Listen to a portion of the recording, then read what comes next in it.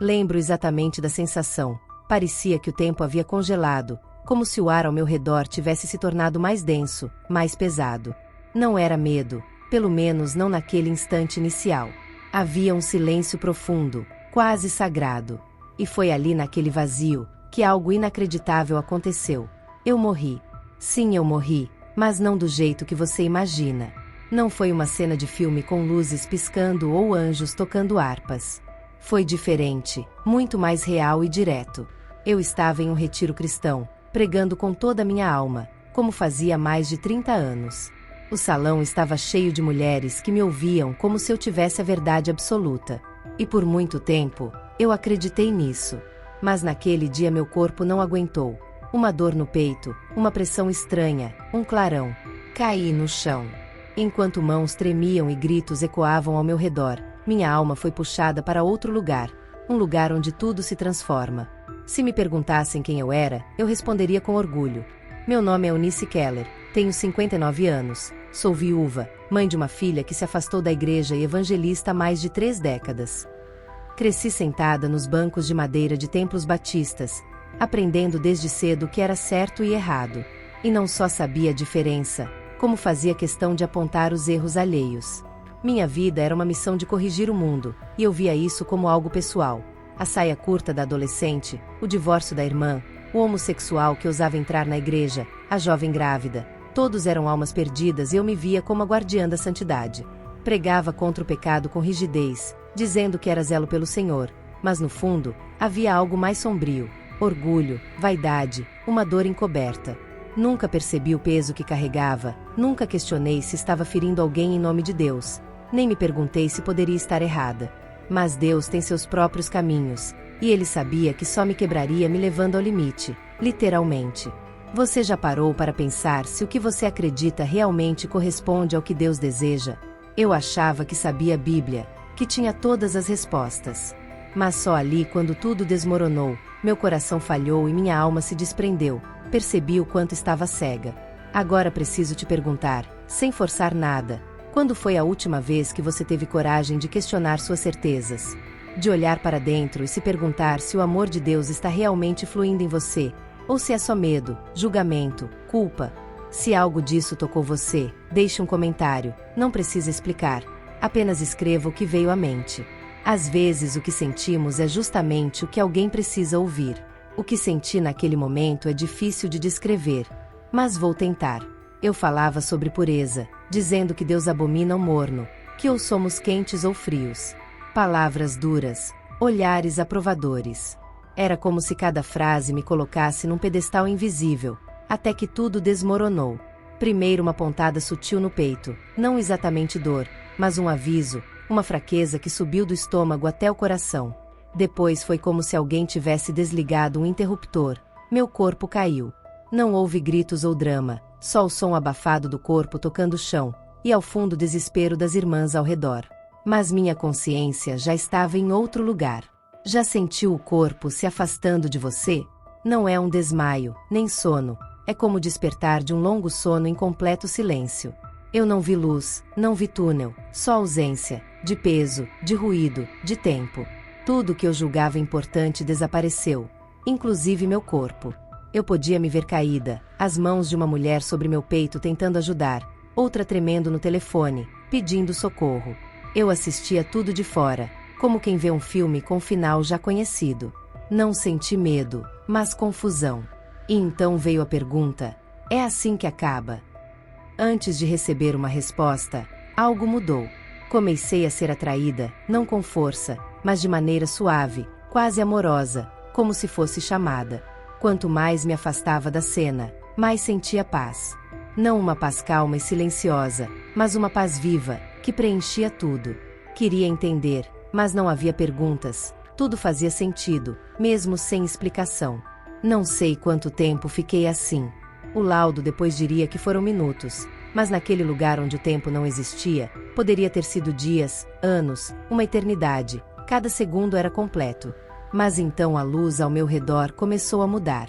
Não era a luz solar, era a própria essência da vida, uma presença tão intensa que me fez tremer, mesmo sem corpo. E ali eu soube, sem que ninguém precisasse falar. Eu estava diante dele. Não de um juiz severo, nem de um velho barbudo num trono. Estava diante de algo que minha alma reconheceu como fonte, e senti vergonha. Por mais paz que houvesse, algo dentro de mim começava a ruir. Surgiram imagens, momentos, palavras venenosas, olhares cheios de desprezo, tudo que eu havia causado, não como lembranças, mas como realidade. Eu sentia a dor que provoquei, o frio mascarado de zelo. Então uma frase me atravessou, como fogo puro, não dita, mas sentida, gravada no meu espírito. Um versículo conhecido, João 3, versículo 16, que muitos ouvem, mas poucos compreendem de verdade. Eu achava que sabia o significado, até aquele instante. Antes que pudesse entender tudo, algo aconteceu, e isso vai te impactar profundamente. Havia uma presença, invisível aos olhos, mas sentida em todo o ser, como se o ar ao redor ficasse mais denso, e a eternidade prendesse a respiração. Veio um silêncio que não era vazio, mas carregado de algo que estava prestes a ser revelado. Fui parada, não por mim, mas por ele. Ali ninguém decide, só responde. Então ele apareceu. Sem trombetas, sem luz ofuscante, sem nuvens ou tronos. Ele simplesmente estava, como se sempre tivesse estado, e eu só agora o enxergasse. Isso me desmontou. Não o vi com os olhos, mas reconheci com a alma. Era como se todas as partes de mim clamassem: é ele. Hesitei. O que senti não foi alívio imediato, mas constrangimento, não medo, mas a sensação de estar completamente exposta. Não havia máscara que resistisse àquele olhar, que nem precisava me fitar diretamente. Era como estar diante da verdade, aquela que conhece até os pensamentos que tentamos esconder de nós mesmos. Você já se sentiu completamente nu, sem estar despido? Já teve a sensação de que cada palavra dita, cada julgamento feito, cada pensamento oculto está diante de um ser que é justiça pura e misericórdia absoluta? Foi exatamente assim que aconteceu. Eu não vi um rosto como os retratos costumam mostrar, sem traços definidos, mas havia olhos, não olhos comuns, mas um olhar que penetrava minha alma. Mesmo sem uma palavra, ele comunicava com uma presença intensa, transmitindo uma verdade que tanto machuca quanto cura. De repente o ambiente ao redor começou a se transformar. Surgiram imagens, como se eu estivesse caminhando dentro da minha própria história, mas não eram simples lembranças, eram reflexos profundos da minha alma. Vi minhas pregações, minhas palavras rígidas, meu orgulho disfarçado de zelo. Ouvi-me dizer frases como essa irmã precisa se santificar ou isso é espírito de rebeldia. Quem ama corrige. Cada frase trazia junto uma imagem. Uma jovem chorando sozinha no banheiro, uma mãe solteira saindo pela porta dos fundos da igreja, um rapaz sentando no banco de trás pela última vez. Era como se Jesus, sem precisar falar, estivesse me mostrando: você usou meu nome, mas não colocou meu coração nisso. Ele não levantou a voz, não me acusou, mas sua presença revelava tudo. O pior castigo não foi ser condenada, mas perceber que eu estive por tantos anos do lado certo do altar, porém com a motivação errada. Quando tentei me justificar, quando minha alma buscou argumentos para escapar, quando quis me esconder atrás das escrituras, foi então que ouvi, não com voz, mas senti ecoar dentro de mim um versículo que explodiu como uma onda. João 3, versículo 16. Pode parecer algo óbvio, afinal é um dos versículos mais conhecidos. Mas nunca antes eu o tinha compreendido assim. Não era apenas uma frase decorada da escola bíblica ou um slogan em cartazes. Era uma revelação profunda, a chave que destrancava tudo dentro de mim. Entendi que aquele versículo é o coração da Bíblia, o mapa que guia toda a história, a resposta para perguntas que eu sequer sabia fazer. Ali diante daquela presença, compreendi que a Bíblia não é sobre regras ou doutrinas, mas sobre reconciliação, sobre um pai que entrega seu filho, um amor que nunca desiste, mesmo quando a igreja fecha suas portas. Justamente quando comecei a entender tudo isso, ele me olhou, e o que me disse me destruiu completamente. O espaço ao meu redor não era um lugar físico, mas uma consciência intensa, repleta de uma luz que não vinha de fora, mas de dentro, como se a própria realidade estivesse se revelando em camadas. O ambiente ficou pesado com uma presença sagrada e pessoal ao mesmo tempo, algo que meu espírito reconheceu antes mesmo da minha mente entender. Eu não ouvi passos, nem sons, mas cada parte de mim sussurrava: Ele está aqui. Jesus não apareceu como eu imaginava. Nenhuma imagem infantil, Nenhum cenário de filme ou retrato pregado na igreja foi capaz de representar aquilo. Era uma manifestação viva de amor e verdade, um amor que não suavizava as coisas, mas que atravessava o mais profundo dos sentimentos, e uma verdade que, em vez de ferir, libertava. Sem corpo não consegui me manter de pé. Minha alma desabou diante dele. Era impossível sustentar qualquer máscara, argumento ou teologia orgulhosa. Ele me via, não como as pessoas fazem, não apenas me olhando, mas me lendo, como se eu fosse um livro aberto. Cada pensamento, cada sentimento oculto, exposto. Ainda assim, naquele olhar havia misericórdia, uma misericórdia tão profunda que doía mais do que qualquer condenação. Na presença dele, meu passado não foi esquecido, mas iluminado. Foi então que entendi, ele não veio para me punir, mas para me mostrar aquilo que eu nunca quis enxergar. De forma silenciosa e devastadora, sem palavras ou gestos grandiosos, ele refletiu a verdade que eu escondia até de mim mesma. As cenas da minha vida passaram diante dos meus olhos como uma narrativa conduzida pelo Espírito. Rostos, olhares de vergonha, ombros curvados daqueles que repreendi em nome da doutrina. Vi minha filha ouvindo eu dizer que ela era uma vergonha para o Evangelho só porque engravidou jovem. Lembrei das vezes que gritei no púlpito que Deus não se mistura com pecado, e como as pessoas se afastaram, não de mim, mas de Jesus. E o que veio depois foi ainda mais doloroso. Eu vi Jesus caminhando até aquelas mesmas pessoas. Vi ele se aproximando do jovem que eu afastei, enxugando as lágrimas da moça que julguei pela roupa, segurando a mão de alguém que ignorei completamente. Então uma pergunta, sem voz, queimou dentro de mim como fogo. Por que você os afastou? Meu espírito quebrou. Eu achava que estava servindo, zelando pela santidade, mas ali diante dele, tudo desabou. Não havia como justificar. Eu não era apenas severa, eu era arrogante. Não zelava apenas pela doutrina, eu decidia quem merecia o amor de Deus. Então ele falou, mas não em um discurso longo, apenas o necessário. Foi como se o universo parasse para ouvir. João 3, versículo 16. Não como citação, mas como palavra viva, pulsante, presente. Por mais que eu já tivesse lido esse versículo muitas vezes, agora era como se fosse a primeira. Eu não apenas ouvia, eu o sentia. Vi o amor verdadeiro, o amor que eu pregava, mas não vivia. Vi o sacrifício que eu mencionava, mas não deixava me tocar. Vi a entrega de um pai não para formar religiosos, mas para resgatar filhos. Quando achei que já tinha sido despida por completo, Jesus se aproximou ainda mais. O que ele me revelou em seguida ainda me faz acordar no meio da noite, com lágrimas nos olhos. Não foi com voz que ecoou no céu, nem com trovões ou terremotos, mas com uma simplicidade profunda e irrefutável. Ele não me deu uma lista de erros, não fez um sermão, não relembrou meus pecados. Simplesmente mostrou a verdade que eu escondia de mim mesma, uma verdade tão pura que doía. Você não entendeu nada, e ainda assim, eu te amo. Lembro do instante exato. Estava ajoelhada, talvez até prostrada, não sei, pois o tempo havia perdido sentido. Só existia ele. Naquela presença senti vergonha, mas não rejeição. Arrependimento, mas não condenação. Fragilidade, mas sustento. Então ele me mostrou o que nunca quis enxergar. A religiosidade que me ensinou a apontar dedos, enquanto o evangelho me chamava para acolher. A doutrina que eu defendia com tanto zelo havia se tornado uma prisão, e eu uma carcereira de almas. Em nome da verdade, fechei portas que Jesus queria abrir. Em nome da santidade, silenciei histórias que ele queria restaurar. E ali estava eu, face a face com o autor da graça, que me revelava onde tudo havia se desviado. Então ele falou de novo. Mas dessa vez, não como antes, não para corrigir, mas para curar. João 3, versículo 16 não era um slogan, era o fundamento, o fio que une cada página da Bíblia. Foi como um despertar.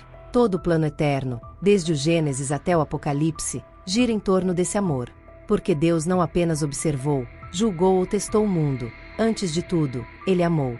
E esse amor resultou em entrega, não em cobrança. Deus entregou seu Filho não para condenar, mas para salvar, não para excluir, mas para acolher, não para punir, mas para transformar. Foi então que ele me revelou outro trecho, um que eu já conhecia, mas que até aquele momento usava mais para apontar aos outros do que para mim mesma. Ezequiel 36, versículo 26. Eu lhes darei um coração novo e porei dentro de vocês um espírito novo. Tirarei de vocês o coração de pedra e lhes darei um coração de carne. Essas palavras foram como uma cirurgia para a alma. Ele não queria apenas reformar minha religião, queria arrancar a raiz do problema. Ele não estava ali para castigar, mas para transformar. Comecei a chorar ali diante do próprio Cristo, e percebi algo que nunca tinha compreendido mesmo depois de anos no ministério. Eu conhecia a Bíblia, mas não conhecia o coração de quem a escreveu. Essa revelação me esmagou, mas ao mesmo tempo me libertou, porque entendi que não fui chamada para proteger o Evangelho, mas para vivê-lo. E viver o Evangelho significa deixar que ele destrua tudo por dentro antes de reconstruir. Percebi que minha vida precisava mudar, meu ministério precisava mudar, minhas palavras precisavam ser redimidas, mas acima de tudo, meu coração precisava ser trocado. E é exatamente isso que ele faz. Não conserta o que está quebrado, ele cria algo novo. Não remenda, recria. E foi isso que começou a acontecer comigo naquele momento. Mas o que veio depois foi ainda mais surpreendente. Mesmo depois de tudo, depois de ser desfeita e refeita, Jesus ainda tinha algo a me mostrar. Algo que explicava por que eu estava retornando. A primeira coisa que senti foi uma dor intensa e real. Uma dor que me trouxe de volta com uma força avassaladora, como se meu próprio corpo me expulsasse daquele lugar onde estive. Meus olhos se abriram lentamente, cegos pela luz fria e impessoal da sala branca onde eu estava. Ouvi os bips das máquinas, vozes abafadas, senti o tubo na garganta, o peso no peito, a ardência nos olhos. Eu estava de volta, mas não inteira. Acordei no hospital, entubada, fraca, sem controle sobre meu corpo. Meu peito doía, minhas pernas estavam dormentes. E mesmo sem ninguém dizer nada, eu sabia. Tinha cruzado uma linha da qual muitos não retornam. Voltei diferente. Os médicos me olhavam surpresos, disseram que minha parada cardíaca durou mais do que o tempo aceitável, que eu não deveria estar acordada e consciente, que talvez tivesse sequelas e que minha memória poderia falhar. Mas o que eles não sabiam, e eu também não conseguia explicar, era que a maior dor não era física.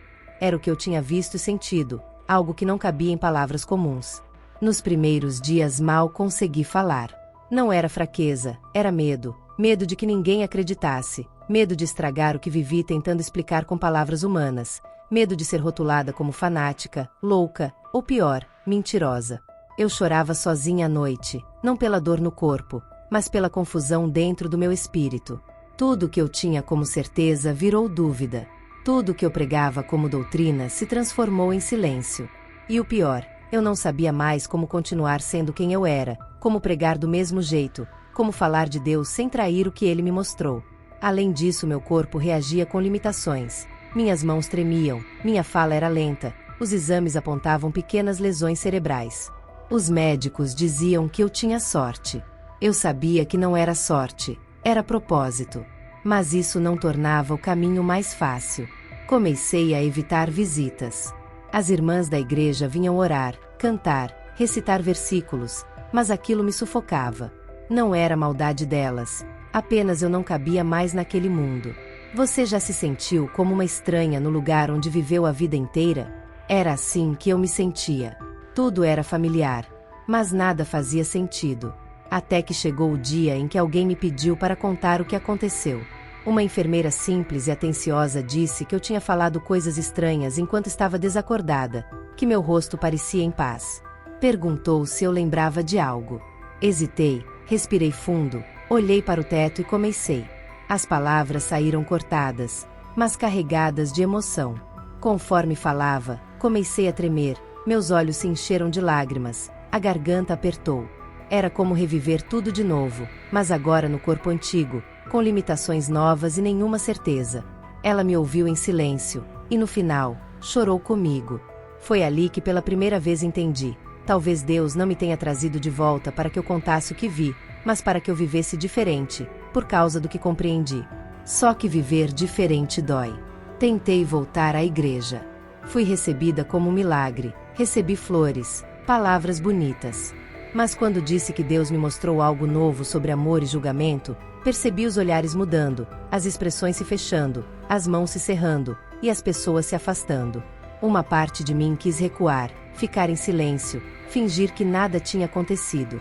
Mas algo dentro de mim já não deixava mais isso acontecer. Foi nesse conflito entre o que vivi naquele momento e o que o mundo esperava de mim aqui que Deus começou a me ensinar de verdade. E o que Ele me ensinou foi a lição mais difícil da minha vida. Tudo mudou, não apenas as minhas atitudes, mas a minha essência, a forma como respiro, como olho para as pessoas, como escuto até o silêncio ao meu redor. Nada mais foi igual depois de encontrar Jesus de verdade. Não aquele Jesus das placas, das campanhas, dos gritos e dos rótulos, mas o Jesus vivo, que ama sem condições, que confronta sem esmagar, que quebra para depois reconstruir. Demorei a entender o que Ele queria de mim depois de tudo isso. Por semanas, fiquei dividida entre o medo de ficar calada e o medo de me expor. Até que um dia sozinha, ajoelhada no chão da sala, com o corpo ainda em recuperação e a alma pulsando de novas verdades, eu orei. Pela primeira vez em anos, não como pastora, nem como mulher de fé, mas como filha. Não fiz pedidos, só disse: use-me do seu jeito. Foi aí que compreendi que minha missão não era retornar aos púlpitos, mas viver João 3, versículo 16 como um estilo de vida. Amar como alguém que já foi profundamente perdoada, escutar como quem já foi calada por dentro, cuidar como quem conhece o peso de ser sustentada pela misericórdia. Comecei a visitar pessoas que antes eu teria chamado de perdidas, aquelas que não frequentam mais a igreja porque foram feridas por palavras que pareciam de Deus, mas carregavam apenas julgamento humano. E ali no meio desses corações partidos, encontrei Jesus de novo. Não com olhos espirituais, mas com um coração preparado. Hoje não prego mais só com a voz, prego com minha presença, minha escuta, minhas lágrimas, e meus abraços que não questionam, apenas acolhem. E quando alguém me pergunta qual é meu chamado agora, respondo: ser a resposta, ser o sinal de que ainda há tempo, que a graça permanece, que Ele está de braços abertos. A Bíblia ganhou um novo significado para mim. Versículos que antes usava para impor, agora uso para libertar. E sabe qual tem sido minha âncora diária? Romanos 8, versículo 1. Portanto, agora nenhuma condenação há para os que estão em Cristo Jesus, que não andam segundo a carne, mas segundo o Espírito. Essa palavra me lembra todo dia que quem está em Cristo não é prisioneiro do passado, que ninguém precisa carregar a culpa para ser aceito, e que o Espírito que habita em nós não acusa, mas guia. É isso que quero que você entenda hoje. Jesus não morreu por uma versão idealizada de você. Ele morreu por você exatamente do jeito que você é agora. Se você chegou até aqui, talvez seja porque Deus quer reacender algo no seu coração, algo que você esqueceu, que Ele ainda te ama, que Ele ainda te espera.